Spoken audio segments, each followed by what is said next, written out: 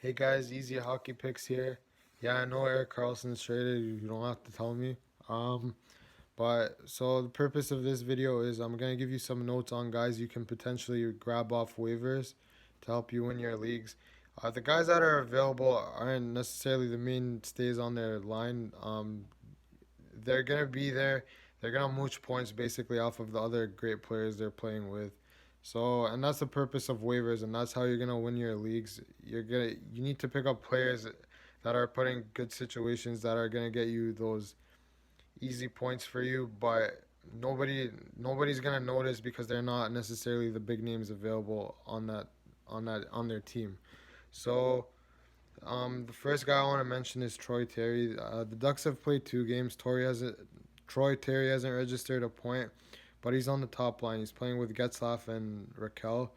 That spot was for the most bit. It was for the most part it was for Corey Perry, but he's been injured and he's also struggled. So it was also going to be for Andre Kasha, but he's injured. So Troy Terry has been put in that spot. He might have a shorter leash than someone else that's a experienced NHLer because he's a rookie, so Anaheim might rotate him out. But currently, he's on that top line, and if he starts producing, he'll obviously stay there. So he wouldn't be a bad waiver pickup. Um, Jonathan Taves, you're gonna say, "Oh, it's only a couple games into the season, blah blah blah." Yeah, I agree, but one thing you need to understand is everyone wrote off Andre Kopitar a few couple years ago, and last year he had like over 90 points from what I can recall. So the thing with elite guys is you can't really write them off. I'll give Taves the benefit of the doubt because of his experience and he's always had great skill. So he's plays with DeBrincat. Alex DeBrincat's gonna get a lot of goals. So if they can maintain their chemistry, look for Taves to be a decent waiver pickup. And if he doesn't, if he starts falling off, like you can just drop him. Like it's not a big deal. But I'm saying like this could be a really big home run, judging by how Kopitar rebounded. There should be no reason why Taves can't rebound. I mean, Taves is probably at one point probably was considered a better player than Kopitar to begin with. So try that one out. A couple guy on the Sharks. Couple guys on the Sharks. If you can get Thomas Hurdle, that would be great because he's on their first power play unit. But if he's not available, go for a guy like Timo Meyer because Timo Meyer is still in the top 6. It looks like Evander Kane's on the third line. So Timo Meyer will also get you points. That should be a good waiver pickup because the Sharks are going to score a lot. They have a lot of offensive weapons.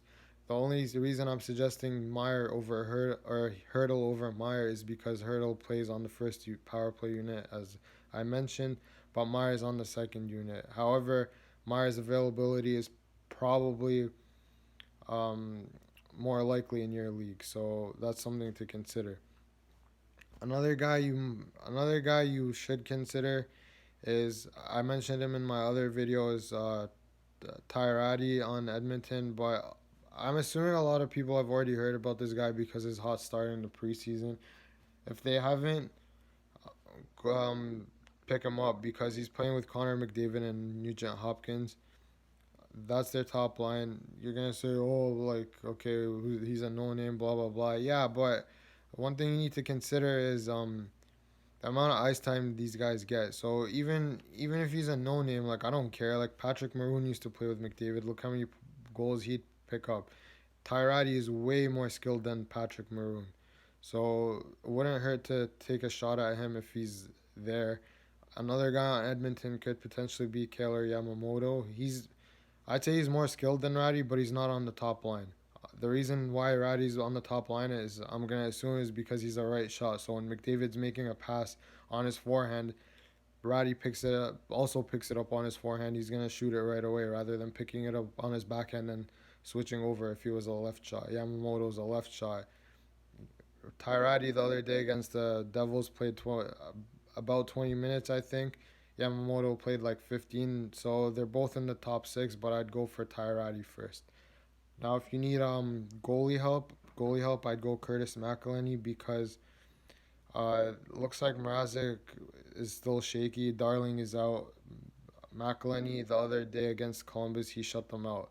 I'm not saying McElhinney's gonna be a starter. He's gonna steal your league. Oh, that's gonna be your goalie for the year. This is a waiver pickup. The point is they can get you easy, like not easy points, but they can set you apart from your competition for that week that you're facing them. So that's another guy you should look into. That's what I have so far, guys. But as I mentioned, like with the Tyrati to Yamamoto comparison, try looking at guys' ice time as well, not just their names. For example, on Winnipeg, Kyle Connor is on the top line, Patrick Laine is on the second line. Yeah, Patrick Laine is on the top power play unit, so he's going to be more noticeable when he gets goals. But Kyle Connor can get easy points from Scheifele and Blake Wheeler. Kyle Connor the other night played 20 minutes. Patrick Laine played 15. So it's just some of these things you need to consider like ice time for players. Don't just look at, oh, okay, this guy has more points right now. This is going to be the better player for the year.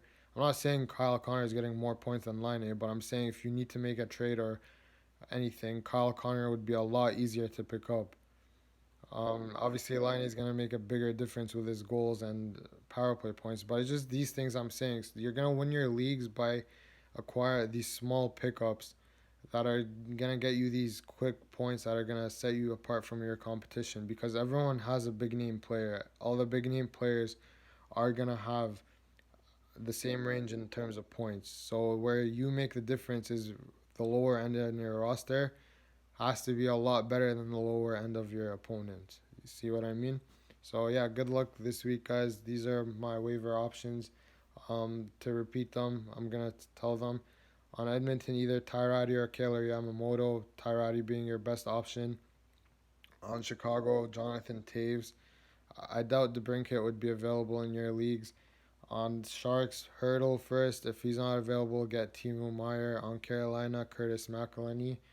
And on Anaheim, Troy Terry. So thanks for watching, guys. Enjoy.